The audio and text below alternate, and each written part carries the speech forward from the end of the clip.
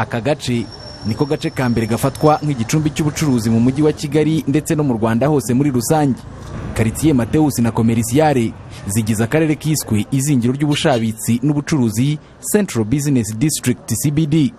Kuri ubu ni kamwe mu duce tugaragaramo inzu zishaje, inkuta zimwe zariyashije, hasi naho nuko, ahandi sima yaromotse ndetse isakaro naryo rirashaje ku buryo buteye impungenge. Nubwo bamwe mu bahacururiza birinda kugira icyo bavuga kuri iki kibazo, hari abandi basanga ibi bitagaragaza neza umujyi. Uzamuka ruguru hari urebe hari inzu ziri mu manegeka kandi muri kapitali, gusanga nko kuruyenzi barubaka, Gahanga barubaka, aha mu mujyi ntabwo bubaka. Ko sinibaza impamvu umuntu nk'umuri Mateus ashobora kuba mu nzu itura inyagirwa.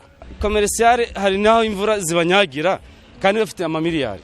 Urabona za shike zateye zarazamutse, icyaro cyo hepfo cyarazamutse, ariko Mateus itinda kuvugururwa. Ku rundi ruhande ariko akajagari k'inyubako zishaje muri aka gace katangiye kugabanuka kubera imiturirwa mishya irimo kuhazamuka, ndetse zimwe mu nyubako zihamaze igihe nazo zikaba zirimo kuvugururwa. Hari aho byagiye bihinduka mu mavugurura tugiye mu kubaka, ariko hari naho bitararangira neza. Commerciale nago imeze neza tugereranyije nk'indi nzu ya Vinivedi restaurant cyangwa twageranya no kwa Makuza. Umuhanga mbere wende ntabwo ari cyari hameze, ariko agenda bavugurura ahantu hose, namwe mwirebeye mubona ko hari impinduka. Nahangaha imbere muri kubona hari indi nzu y'umweru ariyo twita White House.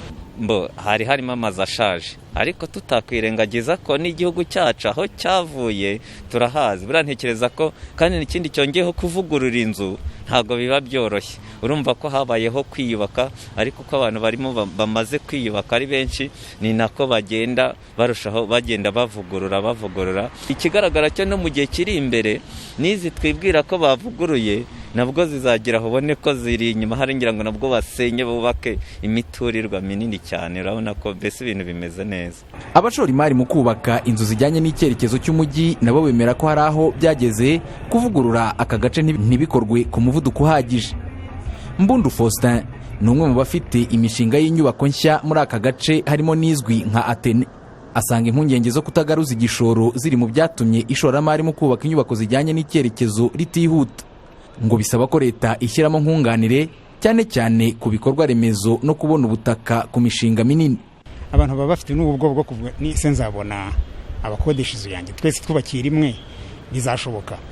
Rero kugira ngo bikunde nuko niba abashoramari bavuga bati mutworohereza ahangaha, ni ikintu cyo tugomba kwigaho. Ibikorwa remezo, izo za sewage treatment, imihanda, fiber optic, umuriro, amazi, hari icyo leta yabikoraho. Ariko iyo urebye ibyo leta imaze gukora n'ibyo ikomeza gukora n'ibyo tuyisaba, natwe twirebe nk'abashoramari abikorera. Amafaranga henda cyane iyo yagurije ari menshi cyane, ariko abantu bishyize hamwe bagakora imishinga bafatanyije biraborohera. Ubuyobozi bw'umujyi wa Kigali buvuga ko zimwe mu mbogamizi abashoramari bagaragaje zavugutiwe umuti, ku buryo imishinga yo kuvugurura uduce turimo na Central Business District irimbanyije, nk'uko umuyobozi wungirije w'umujyi wa Kigali ushinzwe ibikorwa remezo n'imyubakire Dr Nsabimana Ernest abisobanura. Iyo ugeze nk'ahantu hafi y'umujyi wa Kigali aho ukorera, ukareba hirya ujya hari twita kuri plateau, cyangwa ukagaruka hano hepfo hariya nko muri iriya rompuwe nini, hariya hose ni ahantu hateganyijwe amazu maremare cyane.